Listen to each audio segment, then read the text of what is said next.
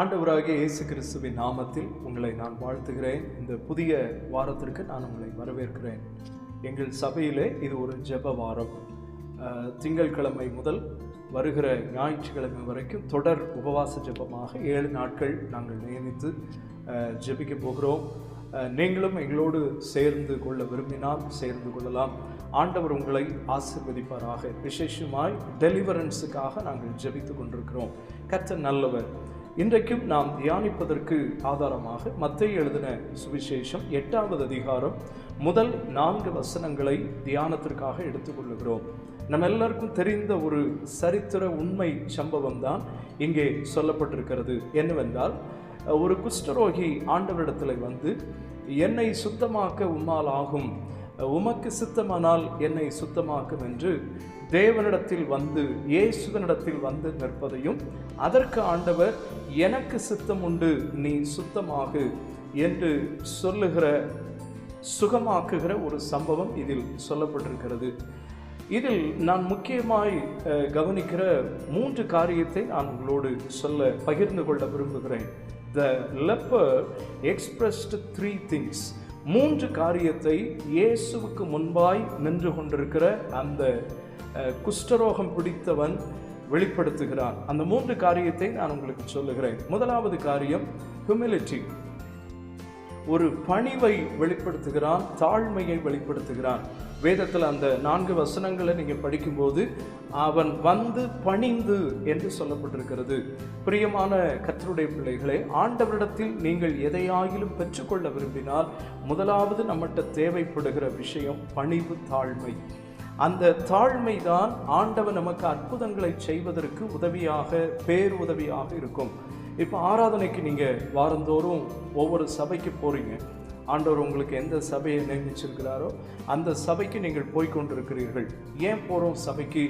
ஆண்டவரிடத்தில் பலனை பெற்றுக்கொள்ள, சுகத்தை பெற்றுக்கொள்ள, விடுதலையை பெற்றுக்கொள்ள, கிருபைகளை பெற்றுக்கொள்ள, ஏதோ ஒன்றை பெற்றுக்கொள்ள, அவரை ஆராதிக்க, அவரை சந்தோஷப்படுத்த நம்ம போகிறோம்.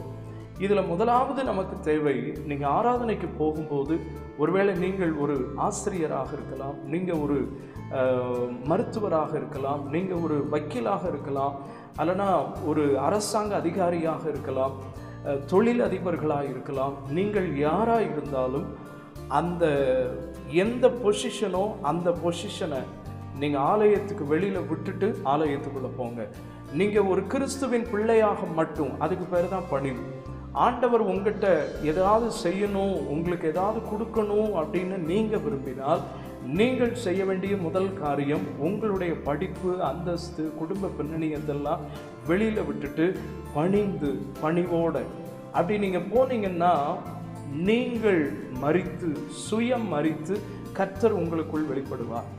இவன் இந்த அற்புதத்தை பெற்றுக்கொள்ள இவன் வெளிப்படுத்தின முதலாவது காரியம் பணிவு. இரண்டாவது ஃபெய்த்.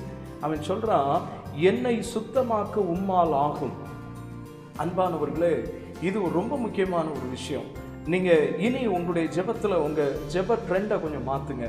தேவ சமூகத்தில் போய் உட்காந்துட்டு இவன் எப்படி செய்தானோ அதே விஷயத்தை நீங்கள் செய்ய போகிறீங்க. என்னன்னா, என்ன காரியம் ஆண்டவர் உங்களுக்கு செய்யணும்னு நினைக்கிறீங்களோ அதை அவர்கிட்ட சொல்லுங்கள். ஆண்டவரே, இந்த காரியத்தை செய்ய உம்மால் ஆகும், இந்த காரியத்தை உங்களால் தான் செய்ய முடியும். ஒரு வீடு வேணும், கடன் மாறணும், ஃபார் எக்ஸாம்பிள் ஒரு பலவீனம் மாறணும்னா, ஆண்டவரே எனக்கு ஒரு வீட்டை தர உம்மால் ஆகும் என்று உங்களுடைய விசுவாசத்தை வெளிப்படுத்துங்கள், உங்களுடைய உறுதியை வெளிப்படுத்துங்கள்.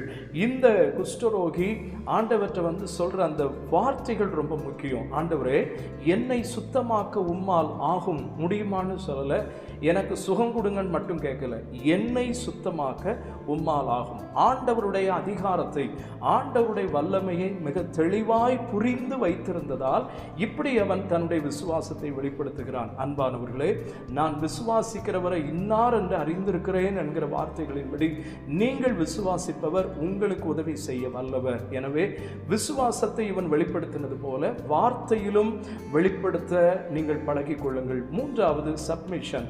ஆமென். உமக்கு சித்தமானால் சரண்டர் ஆயிடுறான் பாருங்க. ஆண்டவரே, நீங்கள் எனக்கு இந்த காரியத்தை செஞ்சே ஆகணும் அப்படின்னு இல்லை, உமக்கு விருப்பம்னா எனக்கு செய்ய நான் காத்திருக்கிறேன், உமக்கு விருப்பம்னா எனக்கு இந்த காரியத்தை கொடுங்க, நான் வெயிட் பண்ணுறேன். உமக்கு விருப்பம்னா இந்த விஷயத்தில் எனக்கு அனுகூலமான வழிகளை கர்த்தர் திறப்பீராக என்று தேவ சமூகத்தில் உங்களை அர்ப்பணித்து சரண்டர் பண்ணி கையேந்து நில்லுங்க. உங்களுக்கு உதவி செய்ய ஆண்டவர் யாருக்கு செய்வார்? இந்த 3 காரியத்தை வெளிப்படுத்திட்டு அங்கே நிற்கிறான். உன்னை ஆண்டவர் சொல்கிறேன், எனக்கு சித்தம் உண்டு, நீ சுத்தமாகும். எனக்கு அன்பான கர்த்தருடைய பிள்ளைகளே, என்னுடைய வார்த்தைகளை நான் சுருக்கி விட விரும்புகிறேன்.